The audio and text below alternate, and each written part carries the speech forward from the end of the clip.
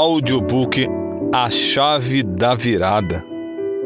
Guia prático para melhorar sua saúde emocional, de Marcelo Niek e Bruno Raso. Editora Casa Publicadora Brasileira. Capítulo 5.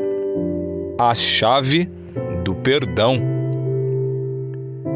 Quem nunca se sentiu culpado por ter feito algo vergonhoso ou reprovável?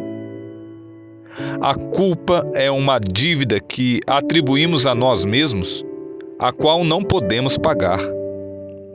É uma punição que nossa consciência nos impõe, a partir de uma referência moral ou do sentimento de perda por um ato cometido, mesmo que não haja um prejuízo real sentido por outra pessoa. Ou seja, é uma transgressão de nossas próprias regras e valores. A culpa não é necessariamente ruim, pois pode ser um poderoso mecanismo de autorreflexão para a tomada de atitudes posteriores, seja para mudar a forma de agir, reparar um erro ou compensar alguém.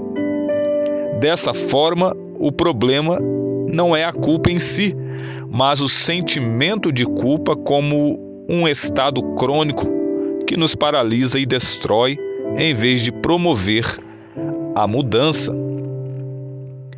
Se agimos de maneira errada ou prejudicamos alguém, é natural nos sentir culpados. Quando esse sentimento natural se transforma em uma disfunção emocional crônica, que chamamos de sentimento de culpa, ele nos faz gravitar indefinidamente sobre um centro de negatividade, produzindo efeitos nocivos sobre a nossa saúde emocional. Esse mecanismo nos aprisiona e impede de aceitar pensamentos positivos sobre nós, criando um círculo vicioso de autodepreciação, autodestruição e mais culpa. A culpa alimenta a vergonha, a baixa autoestima e a sensação de vulnerabilidade, que são incapacitantes e impedem o indivíduo de seguir em frente na vida. As pessoas podem passar anos e até mesmo décadas aprisionadas nesse círculo. Uma das manifestações emocionais de alguém aprisionado pelo sentimento de culpa é a postura amarga diante da vida. Pessoas que se tornam tóxicas, exigentes ao extremo e críticas contundentes destilam o veneno amargo de uma vida frustrada e aprisionada pelo sentimento de culpa naqueles que estão ao redor. Nada está bem o suficiente e tudo é motivo de reclamação ou críticas. São pessoas emocionalmente doentes e que precisam de ajuda. A culpa é uma dívida que atribuímos a nós mesmos, a qual não podemos pagar. O preço das fatalidades. As fatalidades fazem parte da vida. São eventos súbitos, fora de controle, com um desfecho fatal, ao qual todos estamos suscetíveis. São extremamente traumáticas, geralmente trazem consequências para o resto da vida e tiram algo muito valioso de nós de maneira permanente. Pode ser a morte de uma pessoa querida, ou uma mutilação incapacitante ou uma grave perda material, sempre decorrentes de acidentes que podem ou não estar relacionados à responsabilidade objetiva de alguém.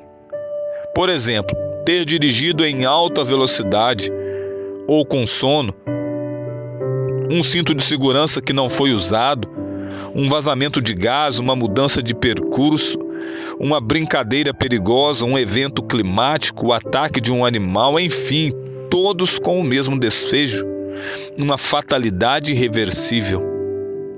Não é fácil lidar com uma perda súbita, valiosa e irreparável. é chocante demais. E como seres humanos temos uma dificuldade enorme de lidar com fatos traumáticos sem culpados. A culpa é uma forma de expiação, de purgação, ou seja, de desintoxicação do sofrimento. Culpar alguém faz parte do processo de lidar com a dor. E é justamente por isso que, quando estamos envolvidos em uma fatalidade, podemos cair na armadilha de nos culpar e entrar num círculo interminável de dor.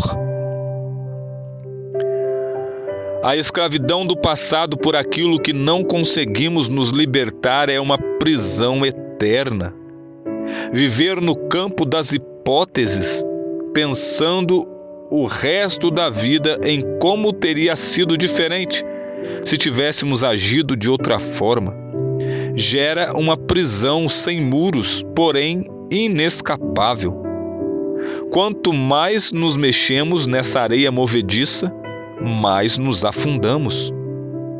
É um estado terrível, pois o sentimento de culpa aprisiona e corrói lentamente. Por isso é necessário compreender que, embora sejam cruelmente dolorosas, as fatalidades precisam ser superadas. O sentimento de culpa precisa ser expurgado para que a vida siga em frente. Por mais dolorosas que sejam as perdas, e sempre são, elas fazem parte da vida.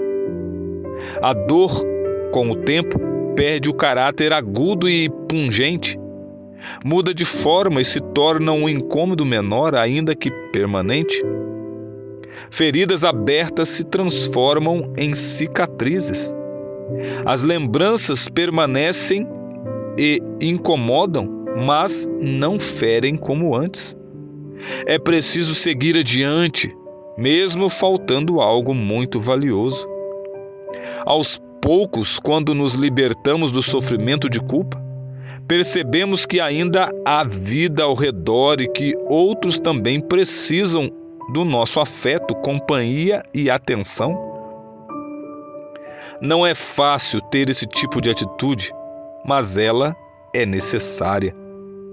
O mais importante é entendermos que pagar as fatalidades com a nossa própria culpa por toda a vida é um preço muito alto. A dor da perda já é suficiente. A doença da falta de perdão. A incapacidade de autocompaixão é a gênese do sentimento de culpa. Não conseguimos nos perdoar. É como se fôssemos o juiz implacável de um réu de morte. Simplesmente não se consegue aceitar o fato de que houve um erro e que os erros trazem consequências, o que faz parte da vida humana. Só não erra quem não faz nada.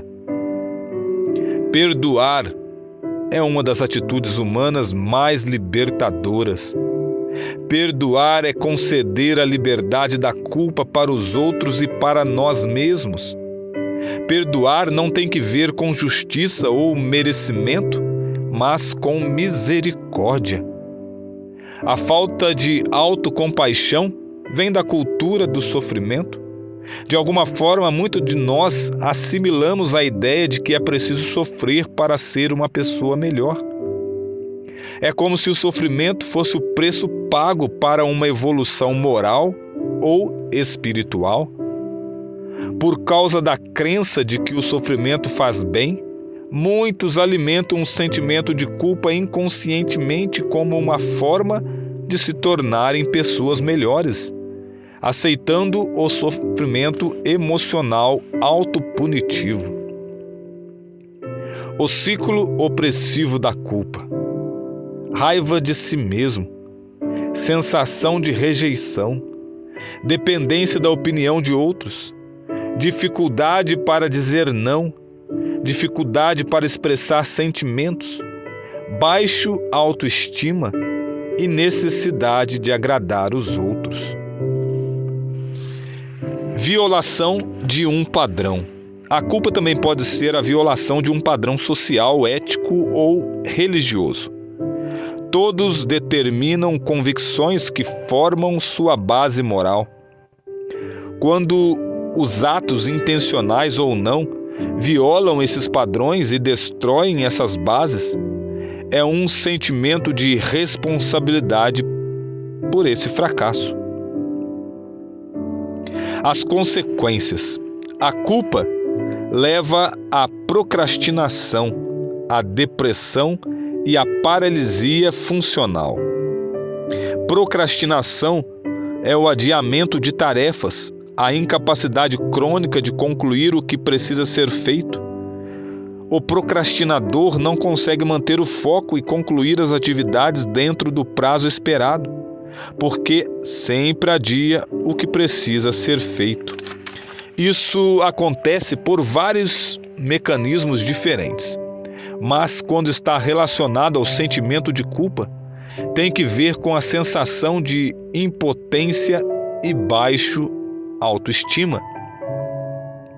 O trauma causado por um erro do passado leva a pessoa a evitar a possibilidade de errar em outras coisas, e por isso pode gerar um comportamento procrastinador. Depressão é a incapacidade de se alegrar e interagir com os outros. Pode se manifestar tanto pela tristeza incapacitante como pela falta de interesse pela vida, pelas coisas e pelas pessoas. É um sentimento de total desesperança que resseca a natureza humana e tira o sabor da vida. A culpa compartilha alguns sintomas com a depressão. Primeiro, pensamentos autodepreciativos. Segundo, desesperança. E terceiro, a falta de perspectiva para o futuro. Por essa razão, em pessoas predispostas, pode funcionar como um poderoso gatilho para o desenvolvimento da depressão. A paralisia funcional diz respeito à incapacidade de prosseguir com projetos pessoais por causa do medo de errar. O indivíduo desiste de tentar pelo medo da frustração. Não quer correr o risco de sofrer de novo com o peso da culpa. O sentimento de culpa destrói toda a emoção relacionada ao desenvolvimento pessoal, pois coloca a pessoa sempre para baixo, alimentando uma percepção de fracasso. Manifestações da culpa: remorso, sentimento de inferioridade, manifestações dermatológicas, queda de cabelo, insônia, pavor noturno, pesadelos, alterações do apetite, atitudes autodestrutivas, comportamentos compulsivos, pensamentos turbulentos, cansaço inexplicável, ansiedade, angústia, autossabotagem, mau humor. Superando a culpa. Para superar a culpa será preciso seguir determinados passos e estar disposto a enfrentar a dor da superação. Isso assusta, porque a culpa nos incapacita, produzindo o medo de errar e sofrer de novo. Porém, precisamos seguir a estratégia da escada. Olhar para um degrau de cada vez e não para todo o caminho. Assim, é possível subir aos poucos e sair do fundo até onde se precisa chegar. Confira os seguintes passos. Compreenda a culpa. Existem dois tipos de culpa. Primeiro, a culpa produtiva, que nos leva à reflexão e à mudança. E segundo, a culpa improdutiva, que nos paralisa, deprecia e pressiona para baixo. O primeiro passo é identificar que tipo de culpa está nos afetando. A culpa que nos faz refletir sobre os nossos erros e nos motiva a mudar é boa. Reconhecer os próprios erros e aprender com eles faz parte do nosso desenvolvimento pessoal e não há nada de errado nisso. É possível encarar a culpa como uma oportunidade de aprendizagem. Sentir-nos mal com algo que fizemos de errado é um sentimento construtivo que nos impulsiona a promover boas mudanças. Por outro lado, a culpa que deprecia e paralisa é extremamente prejudicial. A dolorosa e prolongada reflexão sobre nossas falhas, com foco apenas nos erros e como as consequências foram danosas, não promovem o desenvolvimento pessoal. Ao contrário, faz com que nos afundemos mais e mais. A culpa improdutiva é paralisante e deve ser superada. Esclarecer para si mesmo a natureza da culpa, identificando seus motivos e avaliando as próprias ações. Não podemos mudar o que não entendemos.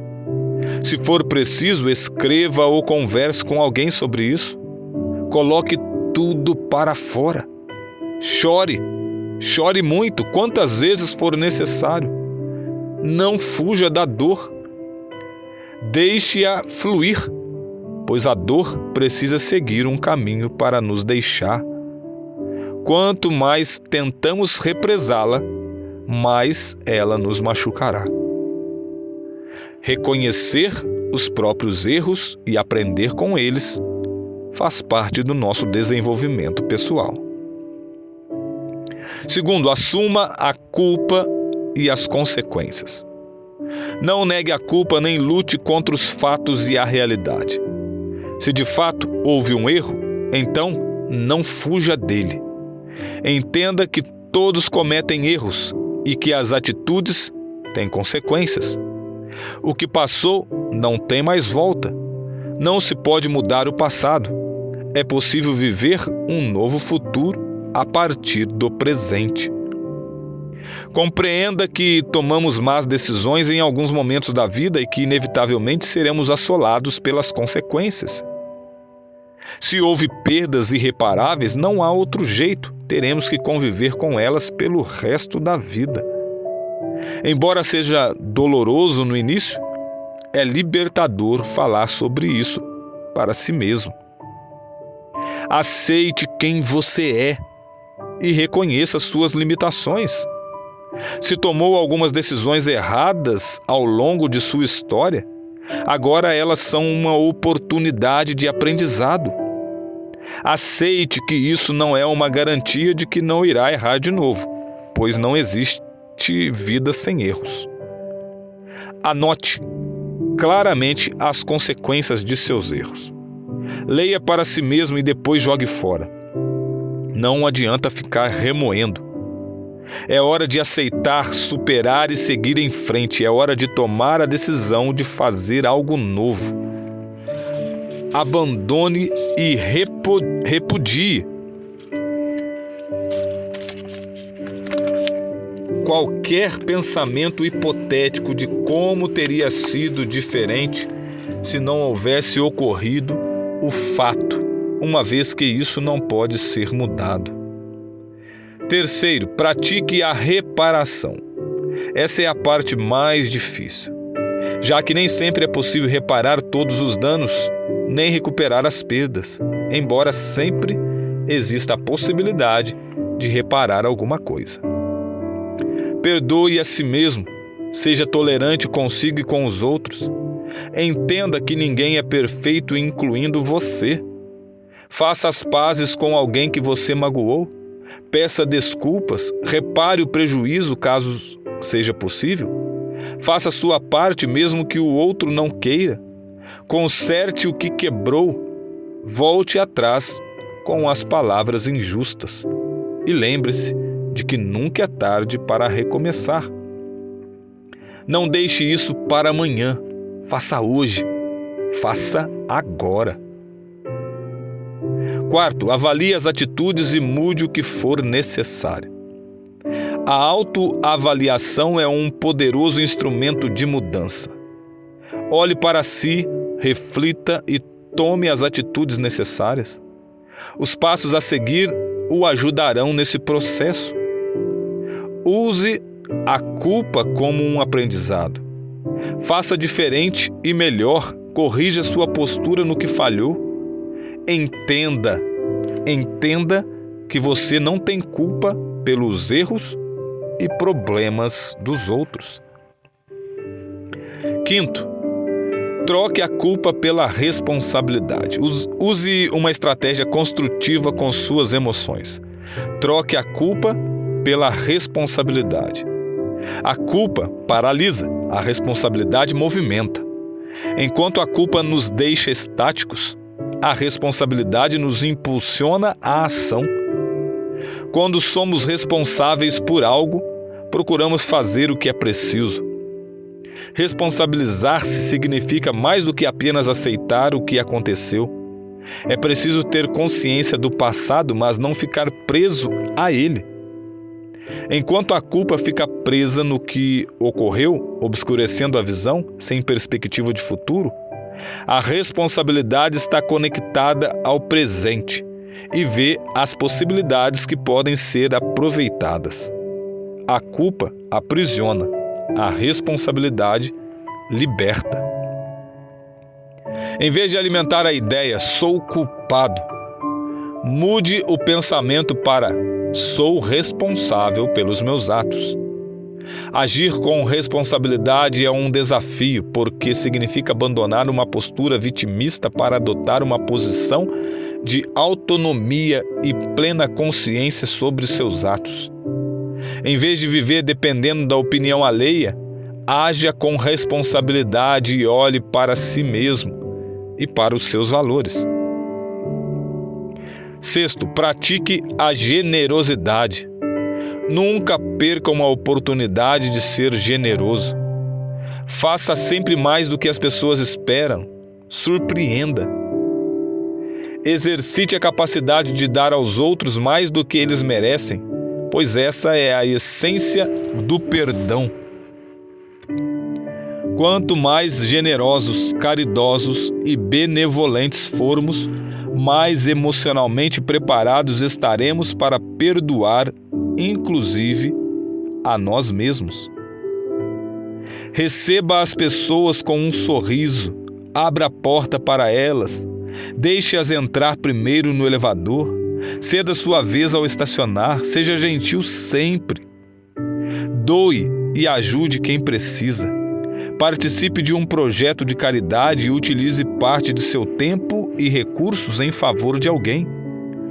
Quando praticamos a generosidade, abrimos uma porta no coração, e é por essa porta aberta que a culpa sairá. O perdão é o antídoto da culpa, e a fonte do perdão está na generosidade. Lembre-se, exercite a capacidade de dar aos outros mais do que eles merecem, pois essa é a essência do perdão. Sétimo, desenvolva a espiritualidade. Cada um de nós possui necessidades espirituais internas e profundas que, de alguma forma, como seres humanos, negligenciamos, relegando-as a um plano secundário.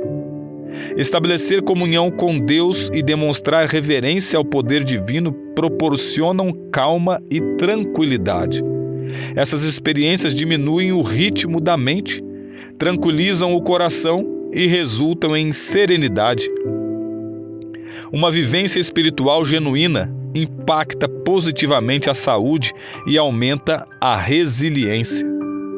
O senso de pertencimento a uma comunidade religiosa também oferece fortaleza e paz interior. Oitavo, procure ajuda profissional. A assistência profissional de um psicólogo pode ser altamente benéfica, representando um suporte significativo na reconstrução de conexões emocionais abaladas.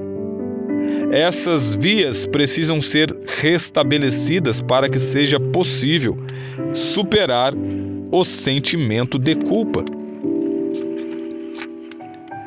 Um psicólogo pode fornecer orientação sobre as opções terapêuticas mais adequadas, constituindo um apoio valioso para promover mudanças. Além disso, ao assumir uma perspectiva externa ao problema, pode auxiliar na identificação dos gatilhos da culpa e apresentar alternativas para lidar com eles. Vamos à chave da virada deste capítulo? Os salmos são poesias líricas que, utilizando expressões paralelas, contrastantes ou abrangentes, dão destaques às ideias de seus autores. Entre eles existem os salmos chamados penitenciais, nos quais o autor reconhece sua culpa e pede perdão. Um deles é o Salmo 51. Nele, Davi, autor de aproximadamente 70 salmos, se encontra atormentado pelo peso de sua culpa. Sem hesitar, ele busca o perdão e a restauração concedidos por Deus. O contraste é muito evidente.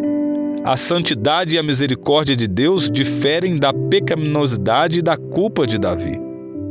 O melhor de Deus e o pior do ser humano se contrapõem. Ao comentar essa passagem bíblica, Simpson, citado por Spurgeon, disse o seguinte: os homens se encontram aterrorizados pela multidão de seus pecados, mas aqui há um consolo. Nosso Deus tem uma multidão de piedades. Se nossos pecados são tão numerosos como os cabelos de nossa cabeça, as piedades de Deus são como as estrelas do céu. Davi sabia que poderia encontrar paz, perdão, bem como a libertação de sua culpa, agarrando-se aos méritos do Senhor. Ele sabia que Deus pode perdoar o pior dos pecados, mas não pode ceder a melhor das desculpas. Essa maravilhosa oração foi escrita em um momento de caos e desespero na vida de Davi. Convido você a abrir sua Bíblia e ler as palavras desse salmo. Davi carregava em sua consciência a culpa dos graves pecados que cometera. Reconhecer nossos erros, confessá-los a Deus, sentir dor pelo pecado, arrepender-nos, restituir ao que foi defraudado e abandonar esses atos e pensamentos reprováveis são partes indispensáveis da cura e da restauração. A culpa nos aprisiona, oprime e afasta de Deus e das pessoas. O pecado nos isola e distancia do Senhor, e a culpa só amplifica isso. Davi estava sinceramente angustiado por seus maus atos, os quais haviam rompido sua relação com Deus. Assim, ele experimentou um arrependimento sincero, profundo e completo. Clamou ao Senhor não por justiça, mas por misericórdia. Suplicou: compadece-te de mim, ó Deus. E fez um grande pedido: cria em mim, ó Deus, um coração puro. Salmo 51, verso 1 e verso 10. Somente Deus tem capacidade para criar. Aquele que originou a vida é o mesmo que a sustenta e restaura. Somente Deus pode nos guiar e conduzir em passos certos. Aquele que é infinitamente sábio conhece melhor nossos caminhos e nos ajuda a tomar boas decisões. Somente em Deus podemos experimentar paz e esperança. Aquele que é onipotente pode nos perdoar e nos curar completamente da pior das enfermidades, o pecado. A culpa é o resultado de rompermos relações com Deus, com o próximo e com nós mesmos.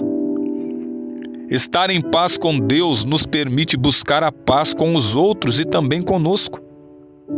O perdão de Deus não é parcial, mas completo e definitivo.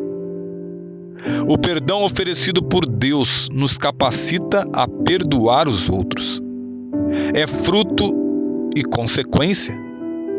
Como poderíamos não perdoar aqueles que nos ofendem? A profundidade com que perdoamos estabelece a sinceridade da nossa petição ao Senhor. Na oração modelo, o Pai Nosso, Jesus nos mostrou o caminho. Perdoa-nos as nossas dívidas, assim como nós também perdoamos aos nossos devedores. Mateus capítulo 6, verso 12. Perdoar é a ponte que precisamos atravessar para alcançar o perdão de Deus. É difícil caminhar e impossível correr carregando culpas não resolvidas. Podemos resolver isso agora mesmo, acertando nossas contas com Deus e com os outros. A vida é muito curta para vivermos em inimizade. Portanto, busque o perdão, livre-se da culpa e comece a viver. E lembre-se, é difícil caminhar e impossível correr carregando culpas não resolvidas.